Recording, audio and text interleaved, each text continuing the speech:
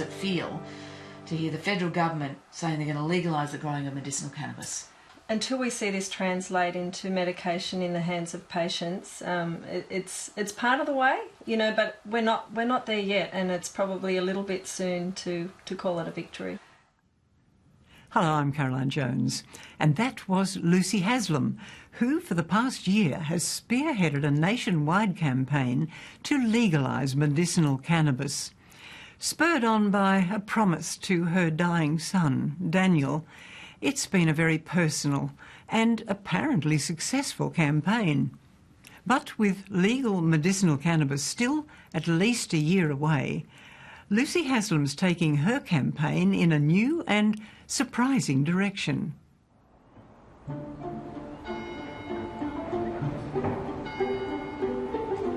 Tamworth is a large country town. It's a conservative town.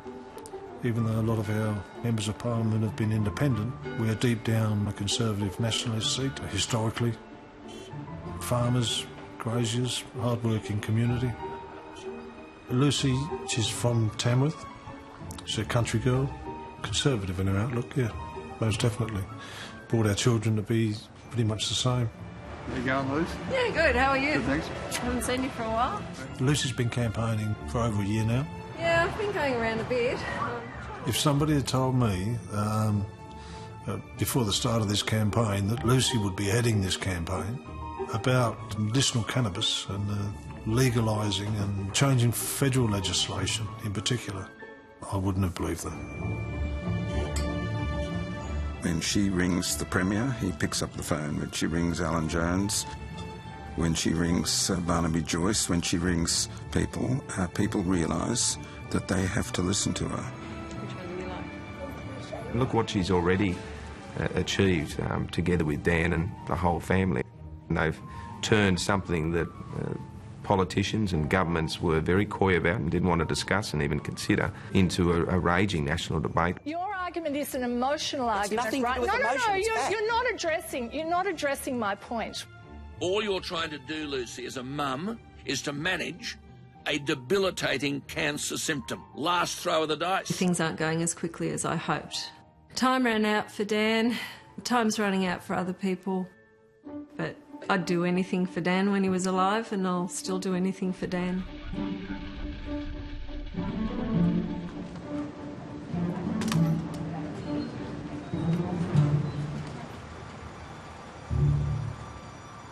When Lucy gets something between her teeth, she takes it on and goes for it. Good morning. Just a few weeks ago, Lucy went down to Canberra and she addressed a number of politicians on the forthcoming federal bill into the regulation of medicinal cannabis. I guess I just want to give people the opportunity to hear my experience firsthand and to understand what compelled me to do a complete change of heart about medicinal cannabis, from the eyes of a mum that watched her son suffer so much without it. Lucy, she's never been to Canberra before until she started the campaign. She's certainly never, ever had to stand up and speak to a group of politicians like she has.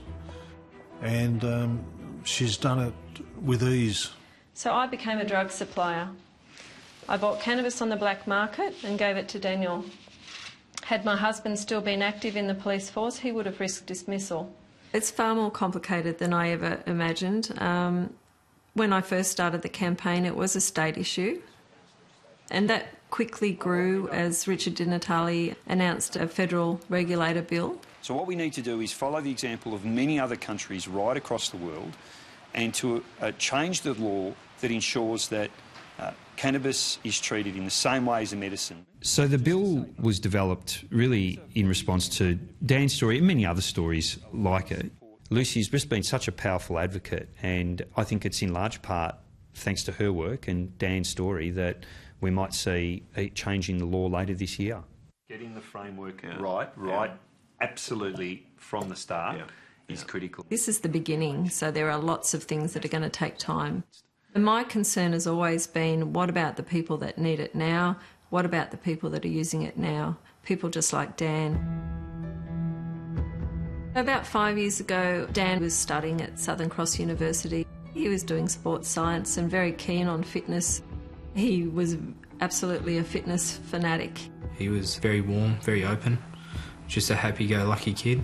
He'd give you a shirt off his back. But he was strong-willed, and yeah, stood up for his friends, stood up for what he believed was right. Dan and I met in our first year at university, and he was a very charismatic person. We've only really been dating a few months, and Dan had started to experience some bleeding. So I got a call out of the blue from Dan. He was down in Sydney with his brother and a friend at the Big Day Out concert, and he rang me and said, "Mum, I think I've got bowel cancer." I said, "What are you talking about, Dan?"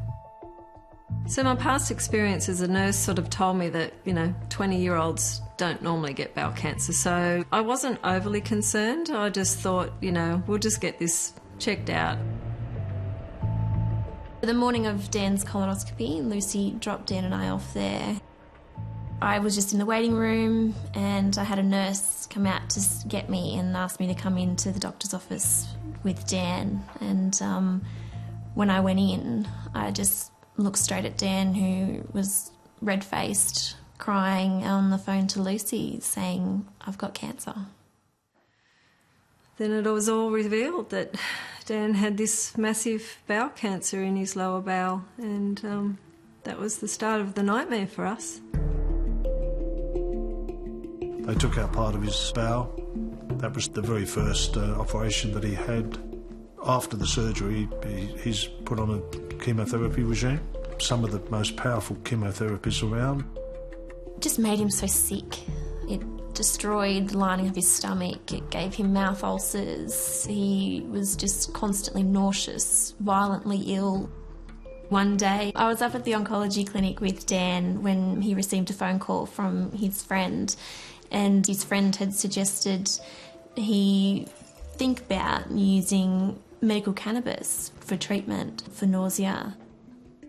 Dan was like, no, I can't try it, I can't use it.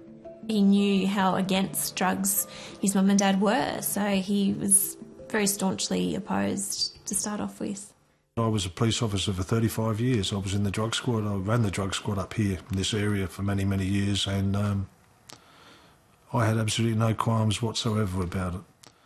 And Lucy and I spoke to Dan and said, "Mate, give it a go, for goodness sake. What have you got to lose? Nothing." And so we got some.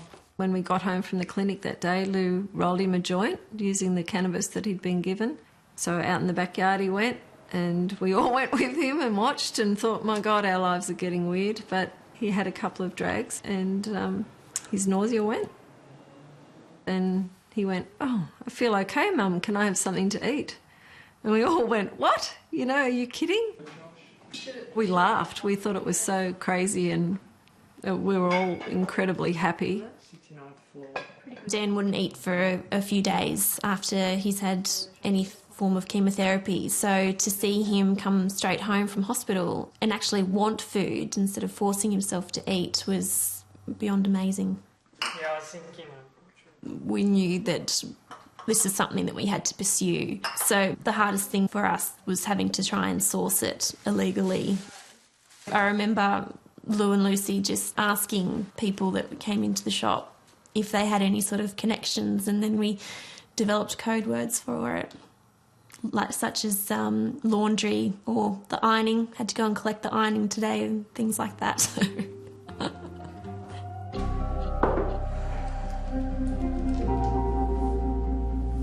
Well, when Dan started using medicinal cannabis, I knew very little about it, except that it was illegal. So I hit the internet and started researching. In my mind, cannabis was something that was liable to cause psychosis and to take away ambition and drive. I was obviously worried that, he might come to harm from using it. It's just mountains of reading. I mean, whoever said there was no research on this has got rocks in their head. Lucy started her research like any form of research for a university degree. She went at it and took it on. Pretty early on, the thing that came up was that New South Wales had just had an inquiry in 2013. I read all the submissions to that, and you know, I was really excited to see that people were very favourable, and I got a lot of comfort from that until I read the Health Minister's response to these recommendations, and that was basically to say no, put it on the back burner. And I just thought, oh my God, does she realise what she's doing to me, you know? I noticed a submission from Alex Wodak, and I tracked him down. Very often I think the problem is people ask the wrong question. Yes, there are concerns, and there are concerns with every drug, but we also have to remember that we're talking about medicinal cannabis, not recreational cannabis. We're talking about potentially a regulated drug. When we look at medicinal cannabis and its safety, the side effects are very minimal, very acceptable. And I asked him, was he going to challenge the Health Minister on her response to the inquiry? And he said, oh, Lucy, he said, I've been banging on about this for over 20 years. He said, they won't listen to me. He said, I'm just a doctor, but he said, maybe they'll listen to you as a mother.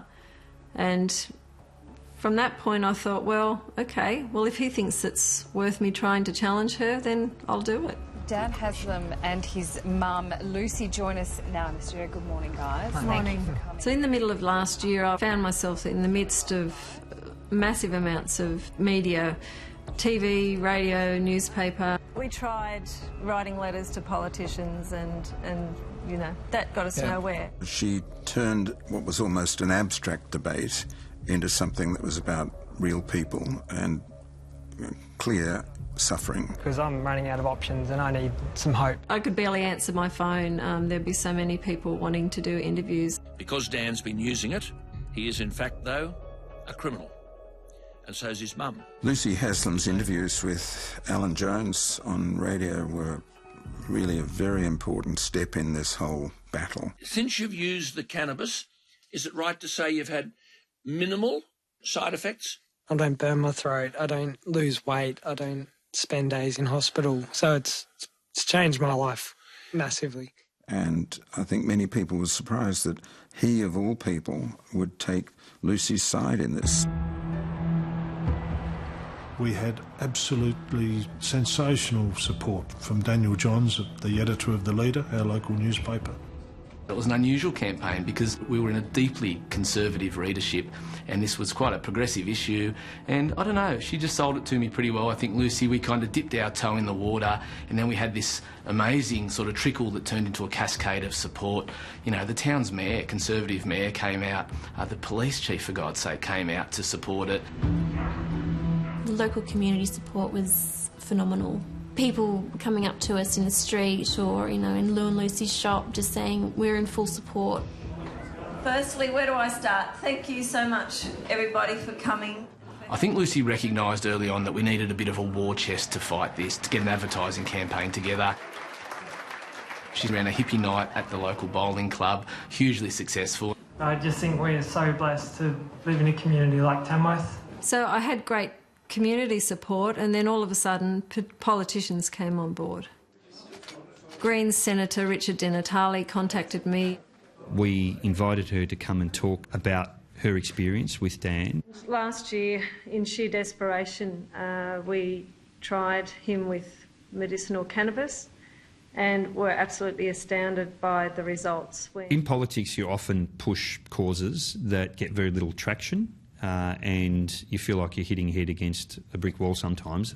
On the issue of medicinal cannabis, since Lucy and Dan have been involved, I've just seen the issue turn around completely.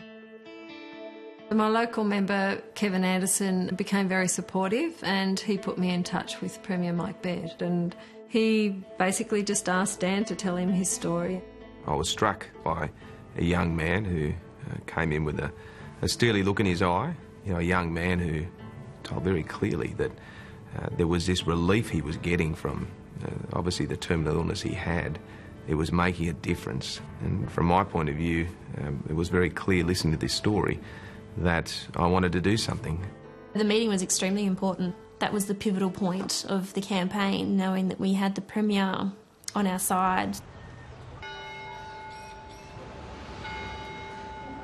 So momentum was building, but always it came back to the sticking point of how do we get around the issue of supply.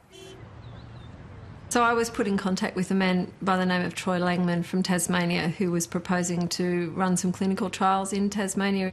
When Lucy contacted me, we'd been given in principle support in writing by Michelle O'Byrne, the then Labour Health Minister, to work on a clinical trial with the University of Tasmania. But when the new government came into power, it was very quickly overturned. So, like, how many states in America now is it legal? We're up to 27 now. So Troy and I started working together. Together we thought that perhaps we could help to break down some of the stigma and overcome some of the resistance to cannabis. One of the main pockets of resistance seemed to be coming from the doctors. Forget about anecdotal stories. What I want to get to the bottom of is the science in on cannabis and pain management? Yes. Yes. Yes, it is. Yes. No. Ingrid, is the science in? Definitely not. I understand why doctors want clinical trials, absolutely, and and I want them too. But our desire for clinical trials means that a whole subgroup of patients with urgent medical needs are being ignored. So I was becoming frustrated with the attitudes of people like the AMA, and so I decided to do some education and to bring some international speakers to Australia for the purpose of informing Australia that this wasn't something new. There was research going on around the world, and it was becoming an accepted medicine in other parts of the world. The amount of research yet to be done is exciting.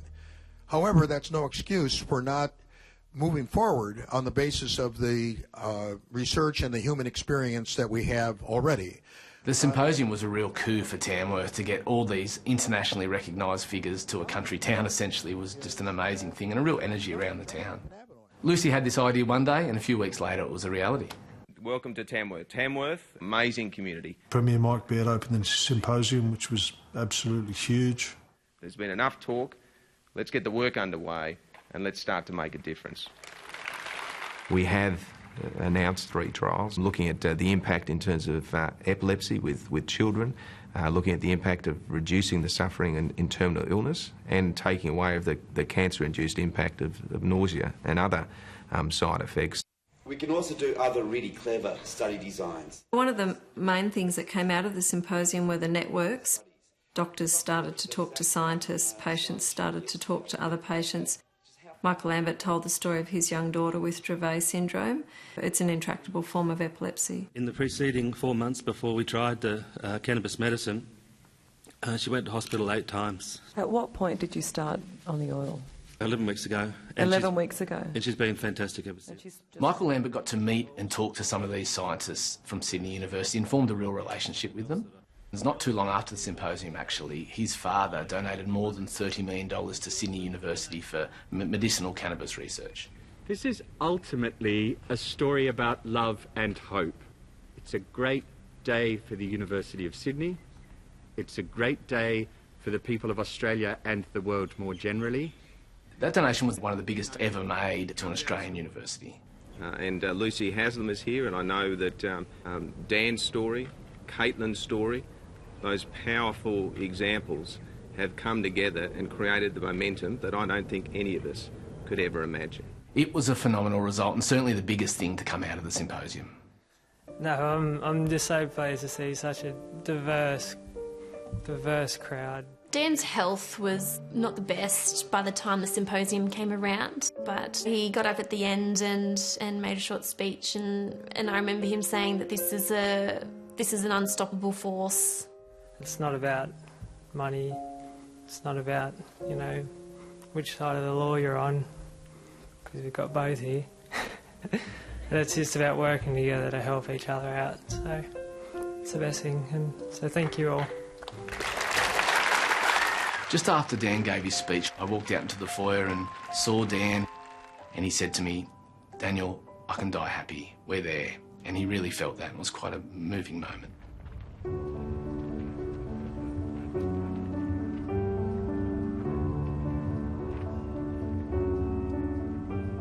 We had a public memorial. It was overwhelming. Dan was respectful without being a nerd. There were people there I'd never seen before. There were people who'd travelled many miles, people who'd come from overseas. At a time when he was fighting for his own life, he chose to begin a new fight on behalf of so many people, most of whom he will never know. Dan and I learned about cannabis, and the rest is history. Well, hopefully the rest is slowly rewriting history. Daniel was a man of incredible character, and he's inspired every single one of us.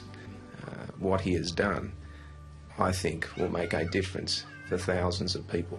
Mike Baird spoke, and he said something really beautiful, which meant a lot to me then and will continue to do so. He said that every step we take on medicinal cannabis will be built on the footsteps that Dan left behind. And yeah, to me, I get a lot of comfort from that.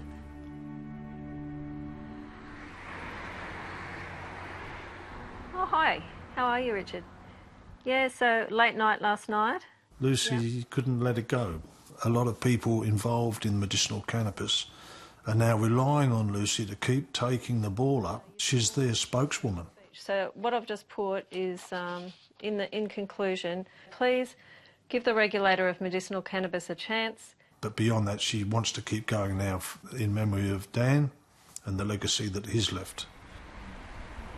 If you're a parent watching your child having multiple seizures day and night, potentially life-threatening seizures, and you're using a cannabis tincture that's stopping those seizures, you know, what's the decision? The long-term goal is for medicinal cannabis to be legalised.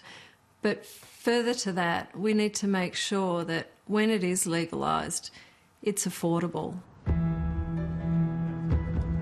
So at the moment, we're looking for a property in Tamworth to set up a small research and development facility. But also, my goal is that in the short to mid-term, we'll be able to produce a product to supply people like Dan who need compassionate access to medical cannabis now. So how's the fundraising going? My aim has always been to develop a compassionate access model, developing an industry based on compassion rather than on dollars. The hope is that we can get growing and supply medical research, such as what's going to be happening at Sydney University. Okay, so you can see this sign up here. I have a group of people who want to develop this model with me. That's your lab, though, straight ahead, Knut, on the right. I decided to relocate to Tamworth to work more closely with Lucy. Well, let's get the sign made. So my role is broad, including the day-to-day management of the company, government relations, media, etc. I heard it's going to be very hot this summer here in Tamworth. That's true. Yeah, you're right. Got no idea.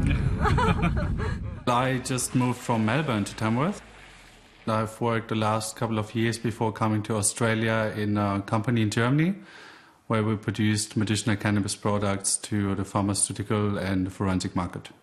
Hey, Cam. Good day, Lucy. How are you? Good, thank you. Hi, Cam, this is Knut. Nice to meet you, Cam. Do you remember Troy? I remember Troy. Good day, Troy. Medicinal cannabis is grown under very strict conditions. In my role as laboratory director, I will be in charge of the processing of cannabis products. Oh, your new lab. I think it's amazing. It's perfect. The two main components in cannabis are THC and CBD. THC is the chemical which triggers the high or gives you this high effect, whereas CBD usually has a sedating effect. Extraction area, chemical storage, and room to grow. Generally, we give high CBD cannabis extracts to children with epilepsy because CBD in itself doesn't have any psychoactive effect, so essentially it doesn't create a high. Okay, well, how do we make it happen? That's the hard part. You've got the best property that we can find. The growing season ideally starts in November, so we're getting pretty close to that. It's a pretty ambitious challenge. We need funds to buy the property and we need an exemption from the New South Wales government. That exemption would allow study under a research and development type situation. I think Dan would probably be a little bit surprised knowing that his mother is planning on setting up a cannabis centre in Tamworth. But I mean, like, this whole journey has just been full of surprises.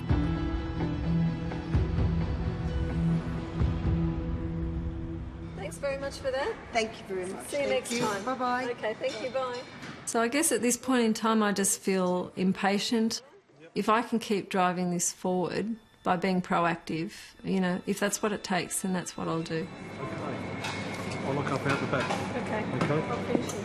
We've had a small business for the last 5 years and we've now put that on the market. I would like to put that money into making this a reality. I am in a constant state of amazement at how weird my life has become. I would gladly give it up and have Dan back in a heartbeat, but, you know, that's not the way life is. I guess for any mum that loses a child is that realisation that life's never going to be the same. It's like there's a big empty hole and a cavern that nothing is ever going to fill. But I guess the campaign in some strange way keeps me connected with Dan. And I guess I'll hang on to that as long as I can.